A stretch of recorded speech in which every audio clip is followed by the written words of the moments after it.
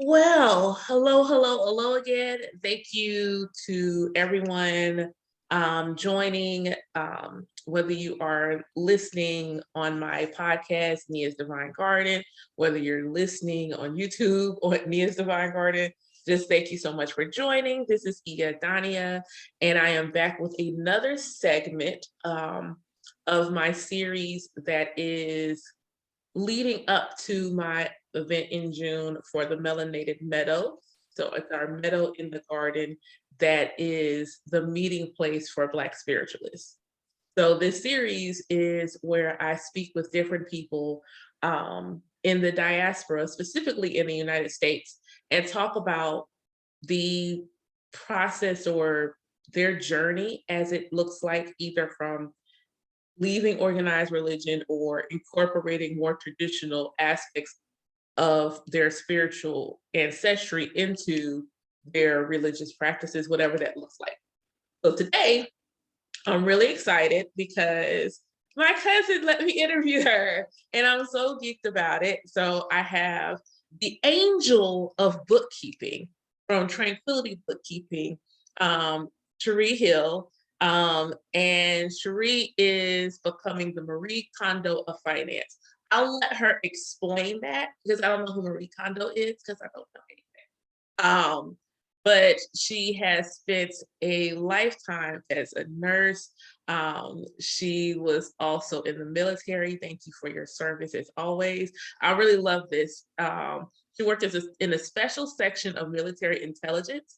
Essentially, she was a Black woman, James Bond. And I want to ask more questions, but then I feel like because she was like low-key a spy, I can't ask her those questions. Um, I think it's really cool how the evolution of her journey from being a spy to taking care of people and working in the nursing field, and now helping people with their business, um, financial organization, and how that has come to play, and the fact that she's even now branching into helping us regular folks with our personal finance. So she's been a servant leader, if you will, for it seems like much of her life. And she is part of the reason I have initiated into E5 as a priestess today. So Cheree, thank you so much for joining. How are you this morning? Oh my gosh. I'm doing well, thank you. Um, What I'm was just the going oh my gosh for? the introduction. Thank you. Thank you for that. Oh, you're welcome. um, Cheree, so for people who don't know you, take a few minutes and just talk about who Cheree Hill is. Okay. So I'm Cheree. Right now, I'm bookkeeper and small business advisor and have moved on to financial coaching. So basically, I empower people to take control of their finances. So I started from a business perspective. And then as I'm doing that, I'm learning that most of the money habits people have in business stem from their personal. And it's a little hard to get one down if you don't have the other down. So I moved into becoming a money coach as well. As you said, I am former military. I was intel in nursing. And I think, most people are like, what does that have to do with money? But just the elements and the things that are required of both jobs definitely help me with my business today. I have two boys, 13 and 15. And what else? That is me right now. Yes. Awesome sauce. Um, so let's get into the nitty gritty. And I think it's interesting to say that we didn't meet in person until what, 2019? Mm-hmm. We didn't meet in person until 2019. I think we had been friends on Facebook for maybe a year or so leading up to that, maybe longer, I don't know. It is, I've never seen an anniversary pop up from Facebook. You heard me, Facebook, you haven't showed me. my cousin and our friendship anniversary, like you do everybody else. But you know, we met in person in 2019, and then I think like 2020 was like that. Hey, I think we're both going through the same thing at the exact same time, and it was just really wild. And I always thought you were like just the way you were spoken about, significantly older than me. And then I feel like, oh, we're only a month apart. we like we practically entered this world at the same time, and to both be going through a similar journey at the same time, I thought that was really cool. But to that, to lead into that, for you, what does Cheree's upbringing religiously, spiritually look like, and what does Cheree adult look like now? And how do you feel like that unfolding began? So I mean, I was raised Christian. I was raised in the church Baptist. I spent a lot of time with my grandparents, who were definitely religious, grew up in the church. My grandfather was retired and worked as a janitor in the church. So I was in the church all the time. I went to a Seventh-day Adventist private school. So religion was always around me, but not in like a cult type of way, but it was part of life, right? That's what it is. It's part of life. But it was funny because growing up with my grandma, we used to talk about a lot. And I don't know, because you didn't grow up Christian, but like there are a lot of things of like, don't question God, or don't, there were certain things that you just don't ask questions about. Like, Right. If there was only Adam and Eve, where did all these other people come from? Like questions that should be normal, or like, so I would just talk to him with my grandmother, and we bought books, and like, just we delved into things a little deeper. And then as I grew up, and then I was introduced, I left Seventh-day Adventist and went to public school, and I was in a particular part of Baltimore County where it was primarily Jewish. So then I'm learning about that, and then I came my own, and then I kind of met our grandparents, and then kind of incorporated that, and then you grow up, and then you learn about Islam, and then just reconciling how all of that either comes together or doesn't come together. Right. Yeah, so I had questions, and I had my own ideas about things, and because of Christianity and things like hell, and you're afraid to ask questions, or like, oh, if I would go through things like, if I'm asking certain questions, I shouldn't be asking questions or whatever. And then I think my grandmother would ask questions at church, and they were kind of like, like the Bible study, and they were kind of like, brush her off. But I had questions about things, and not necessarily to challenge God or anything. I just had questions, or like my idea of things. And as we grew up, people talk about attacks from the church, or like you'll watch shows and they'll talk about, well, this may not have been true, or, Right. It messed with me a little bit. But at the same time, I found ways to reconcile the both. And I went to college, and I took an introduction to Christianity class, and the whole class was about the Old Testament. It was the funniest thing. But I guess I understand now, because I'm sitting there like, why? We're talking about Christianity, but I get it. And then Right. they were talking about people, and things were written 70 years after, and it's like, it really messes with your thought process. Right. Because people talk about, Christianity, and how like they don't question anything. Exactly. So like I was going through that, and then for a while I wasn't necessarily going to church. I still had beliefs, I still believe, but I just wasn't going to church. And then I was in a pretty bad relationship, and I was at work one day, and I'm like, I was feeling feelings that I shouldn't be feeling, like bad feelings. And I'm like, I need to go to church. I need to do something. I need some sort of guidance. Then someone introduced me to that church. And at this point, this wasn't the first church I had been to in a while, but it was like all these mega churches now. And I'm like, if I walk into a church and there's an ATM, I'm gonna have a problem. So I walked into the church, and it did not look like your typical church with the steeple. It was a building, like auditorium type. And I'm like, oh gosh. But when I get in there, I swear to God, the topic was toxic relationships. They had vendors in the hallway about domestic violence and all this other stuff. And I'm like, really? Wow. It hit home, like, and then I would just always go. And then at this point I felt welcome at this church because it wasn't all fire and brimstone. It was like how to take certain principles from the Bible and apply it to your life during the day. Right. I didn't go, it was not like give all your money away. It was just, you just go there for a lesson. And I felt like most of the lessons always hit home for some reason. Right. So, and then I ended up I don't know if it was space out. And then of course 2020 hit, but I hadn't been for a while. I guess I felt whatever messages I was supposed to get, I had already gotten, I guess. Right. I think about it now because if I think about it back then, I'm like, oh crap, I should be going to church and I'm not going to church. So then 2020 hit, and I don't know, like 2020 was it was just, I don't even know how to describe that year. Like I wouldn't, it was a bad year because of COVID, but I would not personally think it was a bad year for me. Like it was just a different year, and it's hard to explain Yes. feelings surrounding 2020, but it was like, it's almost like I would want another 2020 without the COVID for some reason, like, because Yes. I could do more, but Yes. like, it was an opportunity to learn new things, an opportunity to focus on things that you couldn't focus on before. It was just something about 2020. But we were, I'll start here. I had been single for like 4 years, right?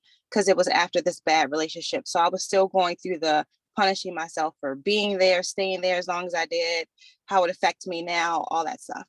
So I had, 4 years prior, I had dealt with someone that wasn't a good situation or what. It wasn't like a violent or bad. It just, I wasn't thinking, like, it just was one of those F-boy type situations, right? Yes. So during 2020, out of the blue, like I started, like, once again, it was a time of opportunities, and you could talk to people in other countries on that dating apps, and I just started like, okay, this is the perfect new way of meeting people, no pressure, you can Right. just Zoom. So I'm on the dating apps, and then I ended up matching, or somebody came across, the same guy came across, and I'm like, I heard the voice, don't do it. Like literally when people say they hear voices, I heard that voice. And I did it anyway. And then just being foolish. And then that didn't end up in well. And then I think that's what triggered everything. I don't know why, but I think that's what triggered everything. And I remember going through this phase. Well, for one, COVID and work was driving you crazy, but then I was just going through something, and I can't describe the feeling in my body, but it was like anxiety, and I don't know what's happening, and I need some type of guidance. And I went, I was going to my therapist, and then I'm like talking to other people, and then I found the spiritual coach, and I was going through things, and I worked with the spiritual coach for a little bit, and I felt like that was going to be a good thing. And at some point I saw you on Facebook talking about things. I'm like, I gotta try to get in touch with her. And we had never talked before, like never spoke before. And I'm like, it's awkward for me because I mean, we're family, but I didn't know you. So I was like, what am I doing? But then, I started to reach out with you, and then I don't know, then it just started triggering things, and things just triggered. And everybody saw these movements that everybody started.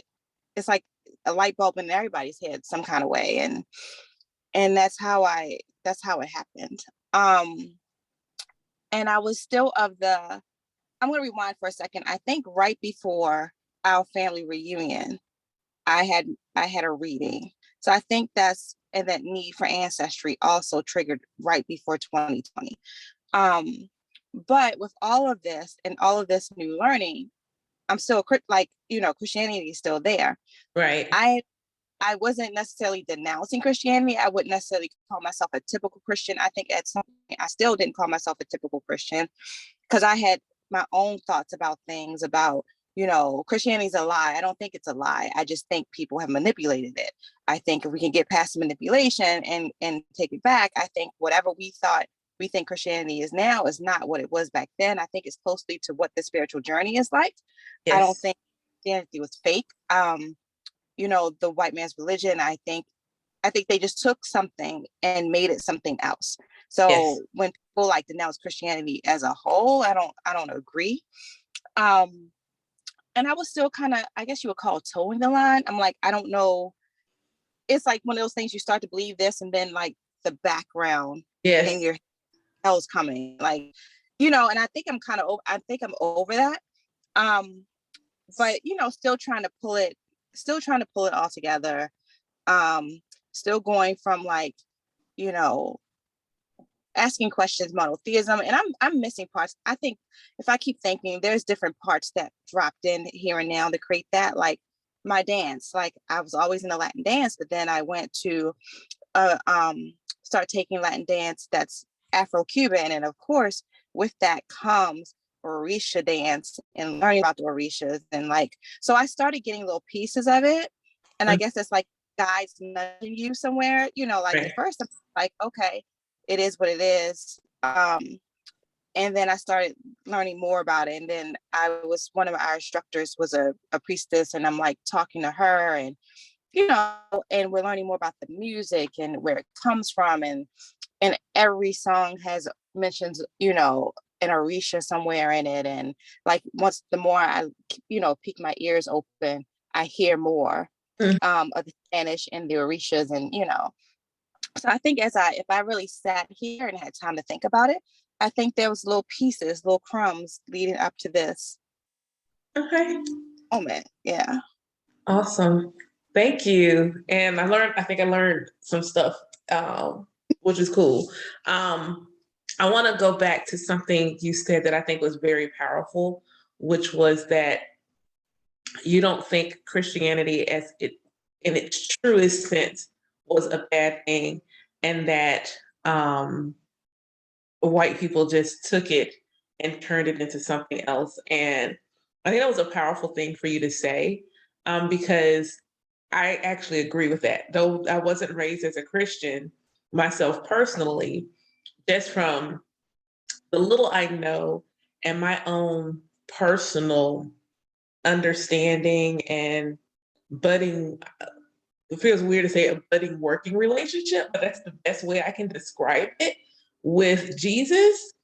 Um, yeah, I don't think that's what it is. And even this morning, I was talking to someone and he was like, so many things were whitewashed. Exhibit A, Jesus. And so for you to then circle back to that just now, really is a powerful sentiment because I agree. It's not that the whole of Christianity or Catholicism or even any Abrahamic faith, it is just that there has to be a level of discernment in, because either way, I love that someone said the Bible is an anthology of stories written by humans. It is not this text that was channeled messages. It's not like that. Like it at no point has it ever professed to be a book completely of channeled messages.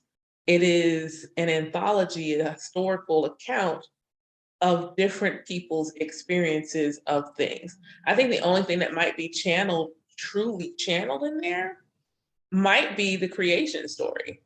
If I had to say anything to that effect, but everything else is based on the people's experience and allegory and the language they had at the time to describe their experiences. And it's like anything else, it's like the Odus and Ifa being able to take the language that they had and then see what part of that language makes sense to life in whatever age that you live in, and how to put those together. So I thought that makes a lot of sense. I love that you've studied various religions.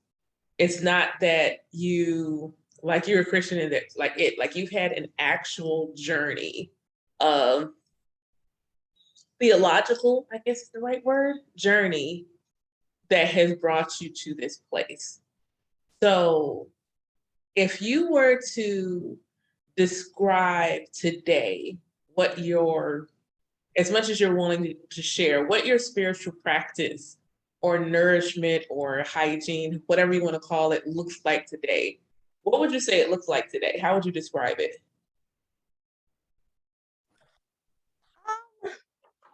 So I think today, it's a good question.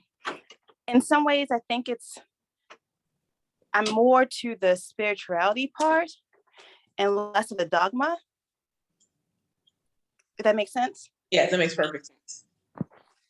I'm still, like, it's funny because I don't really do or talk much about Christianity.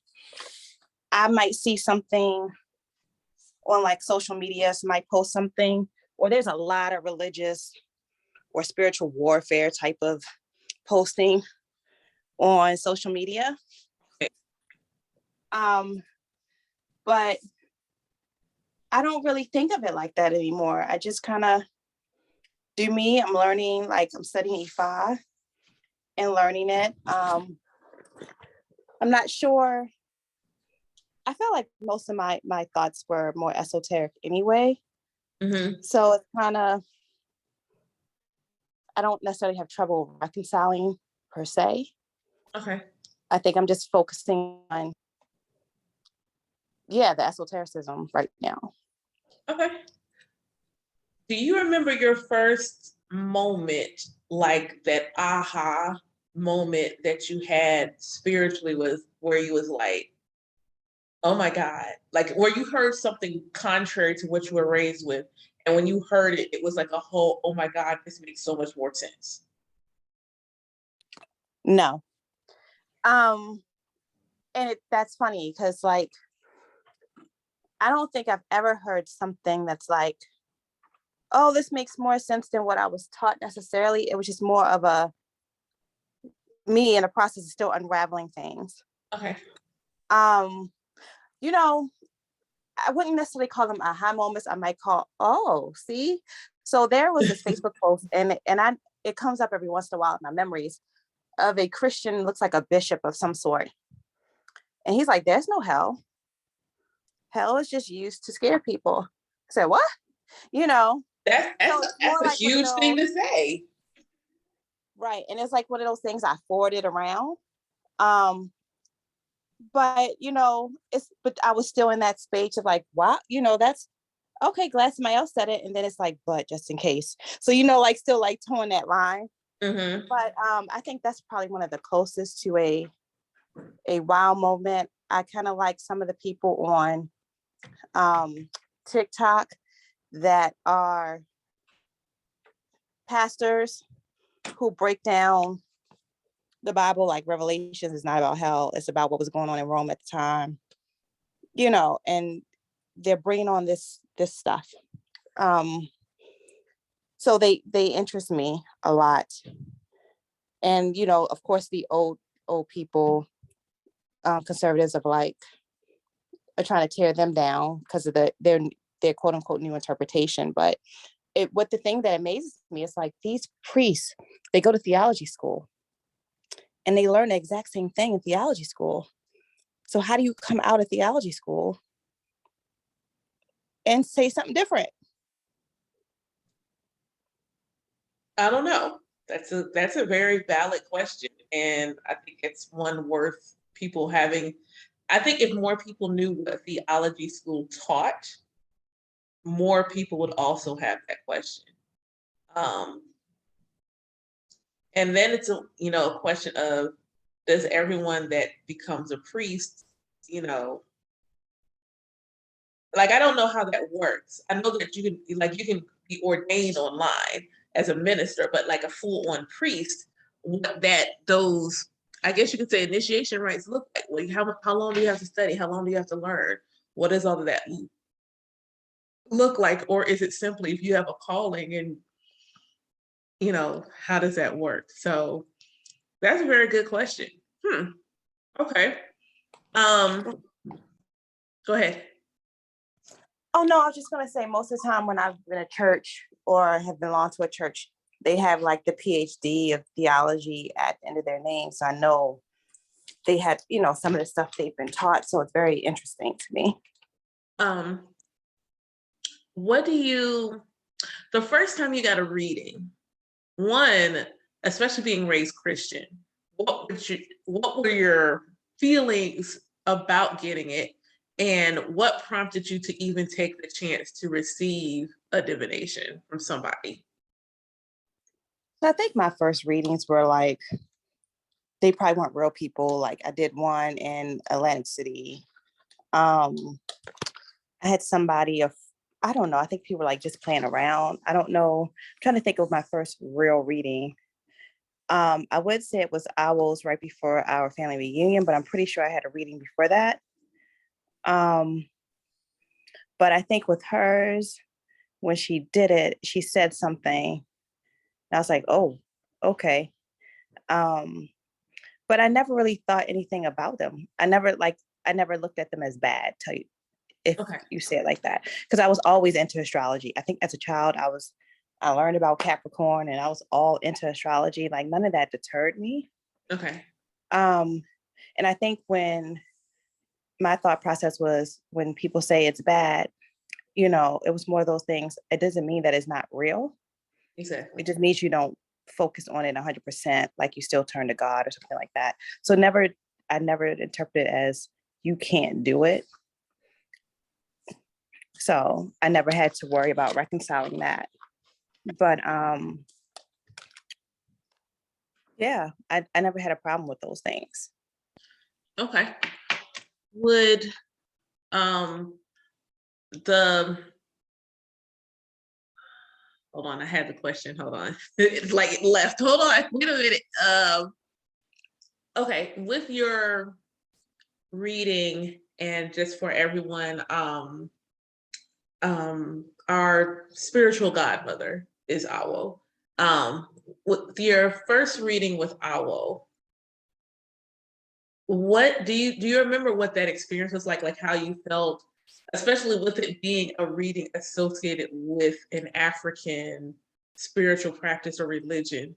Like, how did you, like, yeah, not just the reading, but divulging what the reading was about or anything, but just the overall, like, I am getting a reading from an African priestess, and what that mindset wise, especially if you had started doing your ancestry journey at the time, what that felt like.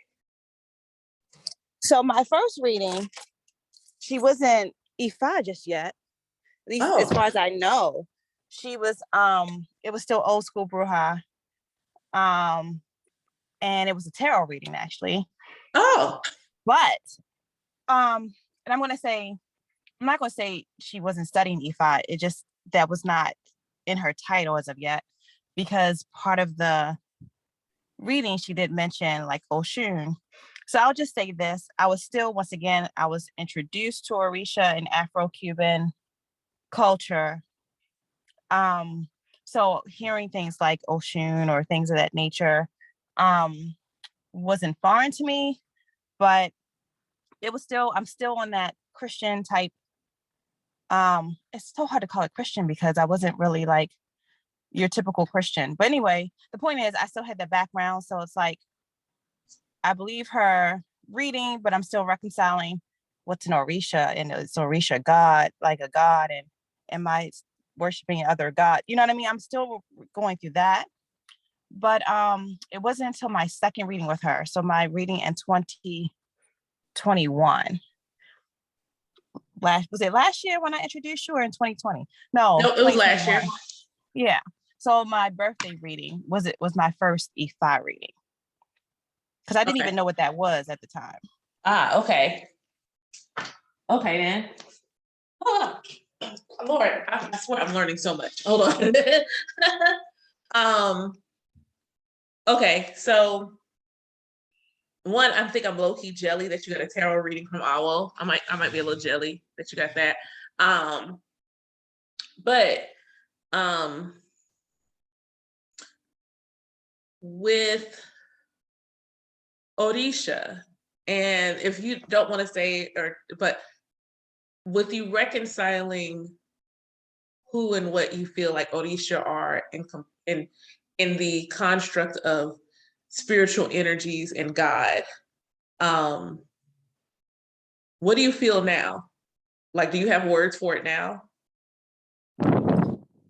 No, I don't know about words, like how to best, I'm still learning how to best describe them, because as I study, it was funny. So I think the first question I went to a Bembe with a friend. Can you And tell me what's a Bembe, just for folks like me who don't know what that is? So how do I describe that? It was a gathering. It was definitely either of Ifa or Santeria. It was a gathering. Okay. And there was prayer, there was praising, there was offerings. So I'm still learning. So forgive me that I don't have like a full definition. That was good enough, because I was like, is it a store? So no, that was perfect. No, it's not a store. No, it's kind of like a gathering of sorts. Okay. So I was there, and there was a friend of mine brought another friend, and I'm asking him, because it was funny, because she was like, yeah, he's into this, but he still loves himself some Jesus, which I found funny. So I was like, okay, I can ask some questions, like, how do you reconcile your Christianity with this? Or, what do you, and like, Orisha, are they gods? He's like, no, they're not gods. But then I read somewhere else that they are deities. So I'm still trying to reconcile it and figure it out. Because the whole concept of, I think it's like, and if someone can correct me, but like in Voodoo or Santeria, like this concept that God is too busy, so he has all the other ones helping him out. I'm still, going from monotheistic to, God doesn't need help, to you have all these other people helping you. It's a little weird, right? So I guess put in that respect, I think so. And I think like Cheree and I are both on a similar journey, just experiencing it in different ways. So for me, my understanding of God is one that God is everything. My rocking chair is an aspect of God, just in a really slower moving, denser vibration. And so I don't feel like the Orisha are helping God. I feel like they are much like the Kemetic netters. And for those that don't know what that is, that's the Egyptian quote gods and goddesses. And I feel like that's part of the word God, goddess, deity, simply just to me means this is an energy of really, really high vibration that is way more freaking powerful than you are. that's the way I feel it. It is a divine energy that is of source, but not the originating. It's both the originating energy of source and not.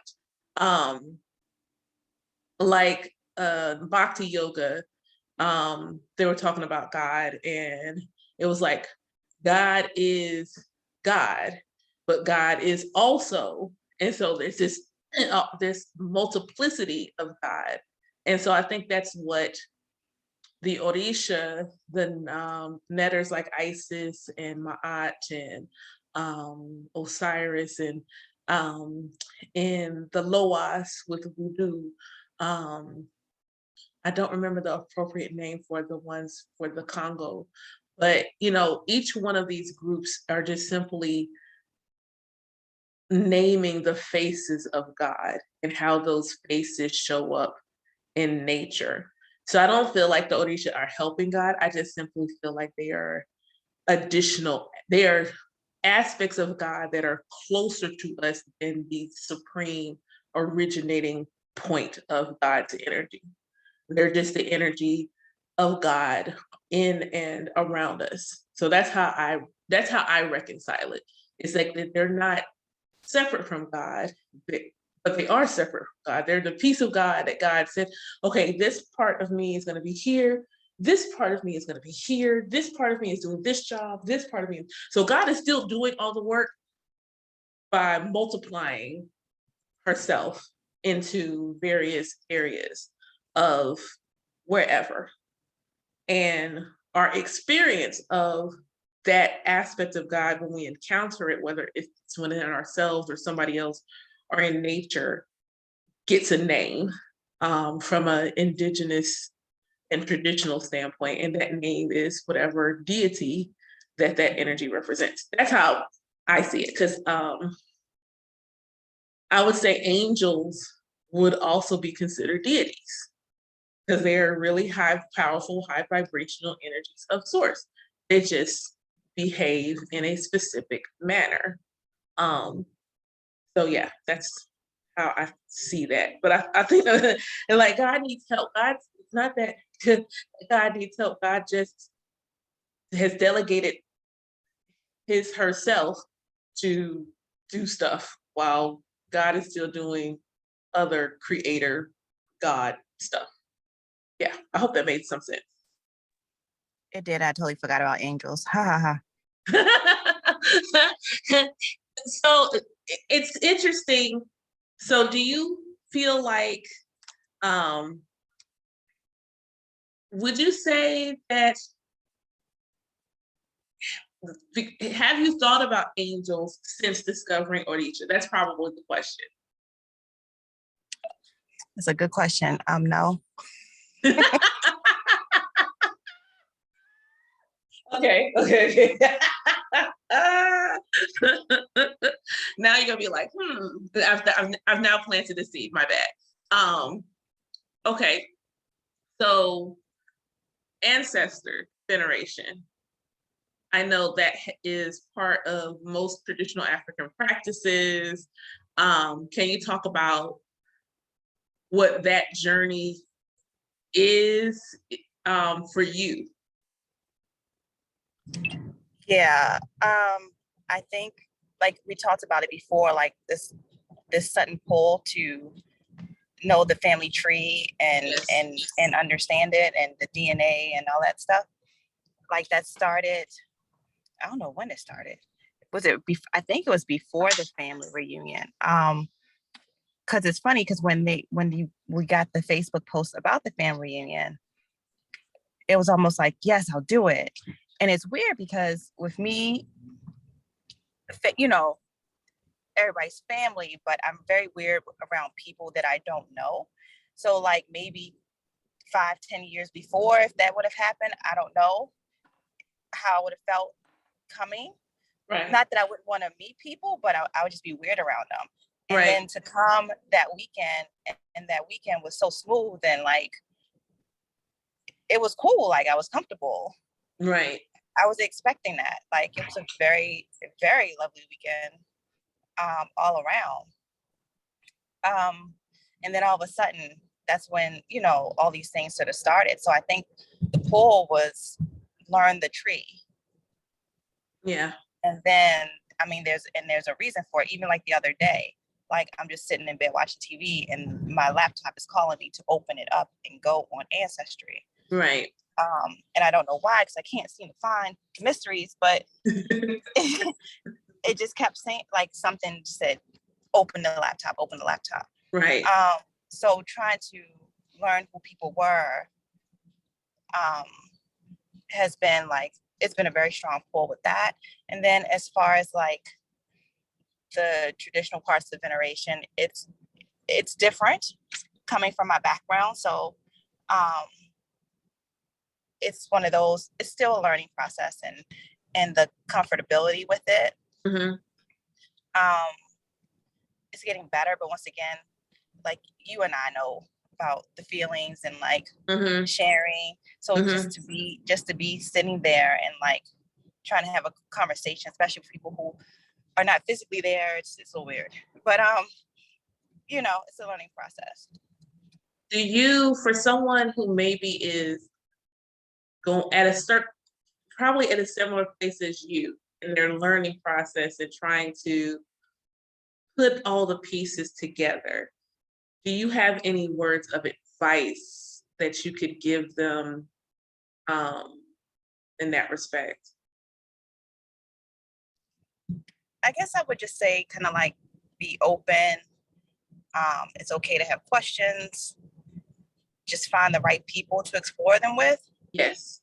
You know what I mean? I think that's the important part. And I guess, keep doing it. I mean, I all the time feel like I'm doing something wrong or I'm not doing it right. Like, stop looking at what it's like for other people. Because apparently I'm doing something right. Right.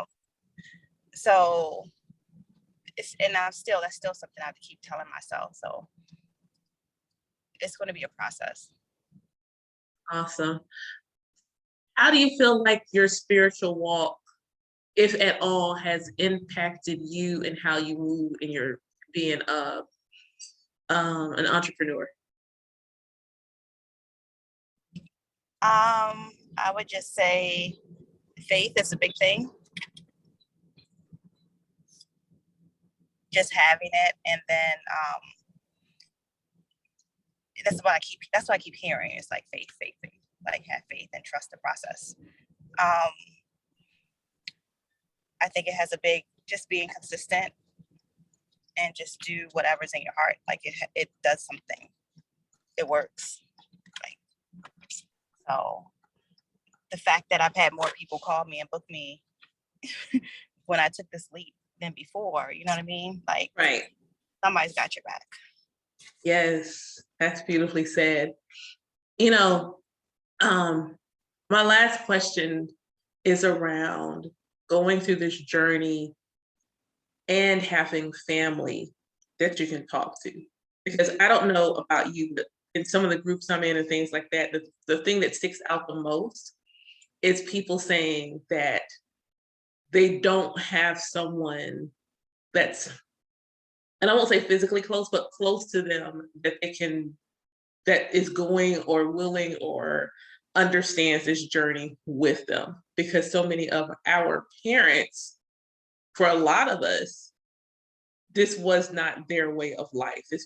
So we weren't raised in this. And so it's something we're discovering outside of them. So how has having an awareness of that there are family members that either practice are going through an awakening, like, do you feel like if you did not have that awareness, you would still be, you would be where you are in this part, the way your practice looks in your journey today? Do you feel like you would be the same, or do you think you would be like going back to church? I don't know if it necessarily being going back to church, because once again, I hadn't been in a minute.